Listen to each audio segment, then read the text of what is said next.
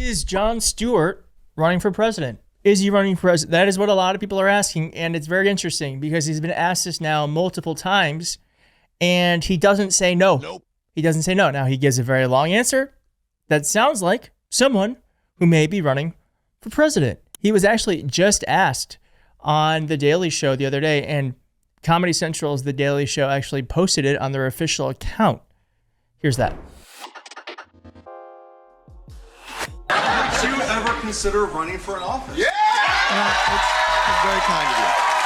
And by the way, it is, I cannot tell you how wild it is to have people even think that having the power over their lives is something they would appreciate that you have. But I do know, like, all the folks in the media like this, like Steven, like Jimmy, we get this. This is a question that comes up a lot. And I think it speaks to, if I may, and I don't know the motivation, it speaks to this desperation and dissatisfaction that we have with the status quo.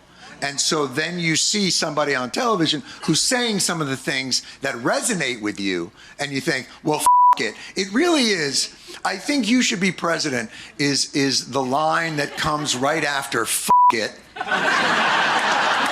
Because most people go like, I'm watching this, I'm doing this, these guys aren't doing that. You know what? It. That guy he's on TV. It's almost like you're cursing me with like a Twilight Zone, like, make him! But it is like, I so understand the feeling, like, I think what's happening right now with all of us, myself included. Now, pay attention to this, because it was very funny and all, but pay attention to this part, because this is where I feel like it sounds like the seeds to some sort of bid for office. Because having the ability to have a catharsis or talk about it or work with people every day is emotionally sustaining. But I think we have a shared feeling of helplessness, because we're all watching the same thing and going, this is some of the show. The show tonight is sort of like, you're here on a good night. Who are you going to believe, you or your lying eyes? And that's and where we're at is in sort of that, how are we going to slow this down? But I'm telling you, the one thing that I will say is the institutions may be wanting and may be failing, but the people aren't. You know, people keep saying, oh, this guy's Hitler. No, he's not.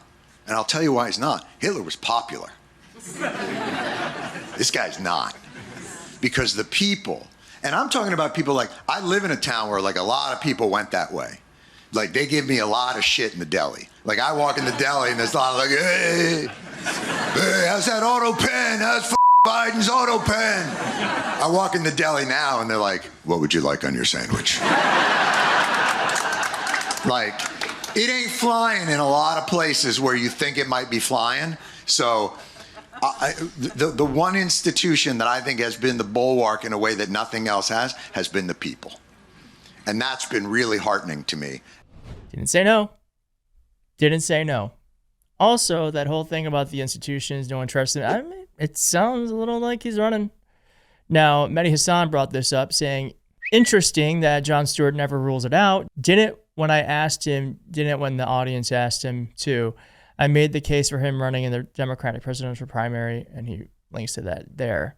But yeah, here he is with Mehdi Hassan not answering this idea. That idea of fetishizing the little guy and we the people, when in fact the opposite has occurred and the Supreme Court has empowered really this kind of much more authoritative processing of all those avenues. And in some respects, then it comes down to, is the answer the Democratic Party's ripe for a takeover? And they just need to find the right reality host that can get in there and start lining up all of those interests. Please, no reality host, I beg of you. Jeff Probst, maybe Jeff Probst, Survivor. Unless John, you're thinking of throwing your hat in the ring, which I know many people want you to throw your hat in the ring. If that's what you're suggesting, we can talk about that. But please, otherwise, no TV show hosts. None of those things. Well. But look, I think New York in November will be a very. Didn't answer. Now, here is a bit more of what Jon Stewart may run on if he were to run. most people, at least I think in the general area of like what you would consider middle class, maybe a little lower than middle class, a little above middle class, are stuck in this weird trap, which is I work till I'm fucking 40 or 50, till my kids are going to college. Now I'm paying for their college, but just at that moment, my fucking parents are getting sick. Mm-hmm. So now I'm in debt on the college for the kids while also maybe going into a little bit of a debt for the parent. So now everything that you built up, all that equity over those 20 years of work is gone. Yeah. And what you really could have used was education that didn't cost so much, maybe some fucking childcare, maybe some fucking elder care, something that connects to your life. And it feels like we live in a place where it seems like it should be possible. But you'd have to take from some other program, right? Like that's the whole thing is no. I don't know if it's a question of not having resources as much as it is not directing them in the right way. So we don't do anything that doesn't have a middleman with a corporate owner to it. So all that government money, it's really their subsidies. Like,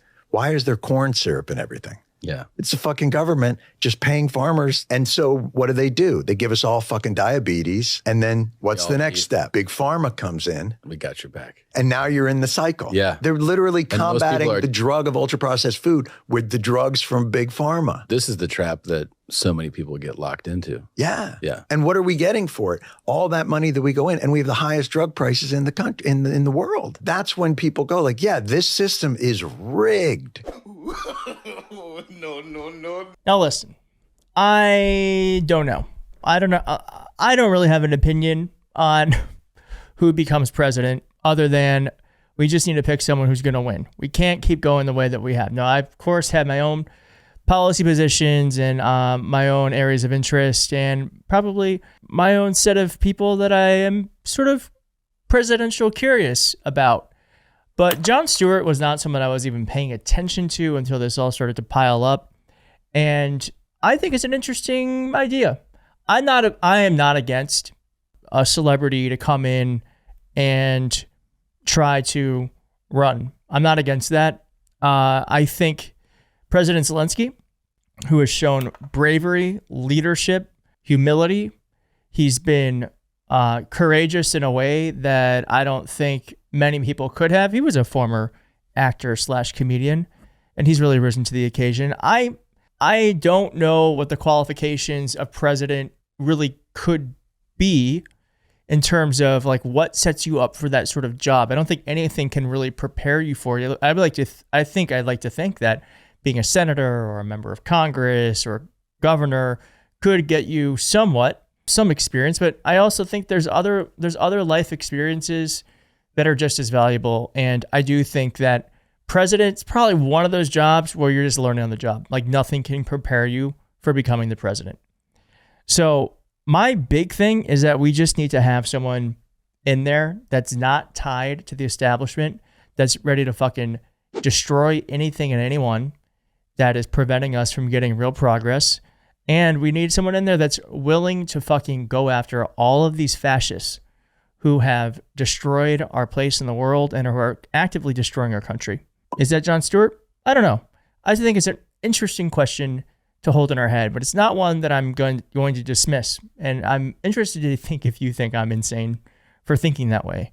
But I don't think this is a time for average centrist Democrat. That's for sure. That's for sure.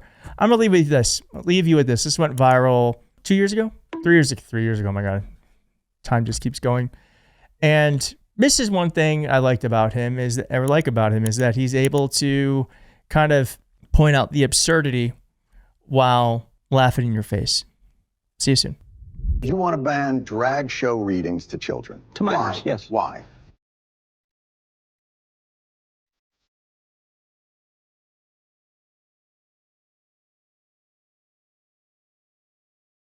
Is that free speech? Are you infringing on that performer's free speech? They can continue to exercise their free speech, just not in front of a child. Why?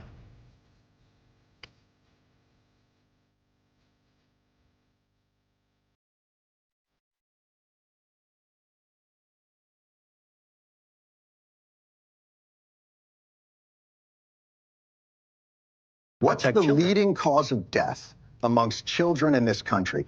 And I'm going to give you a hint. It's not drag show readings to children. Correct, yes. So what is it? I'm presuming you're going to say it's firearms. No, I'm not going to say it like it's an opinion. That's what it is. It's firearms. More than cancer, more than car accidents. And what you're telling me is you don't mind infringing free speech to protect children from this amorphous thing that you think of. But when it comes to children that have died, you don't give a flying to stop that because that shall not be infringed. That is hypocrisy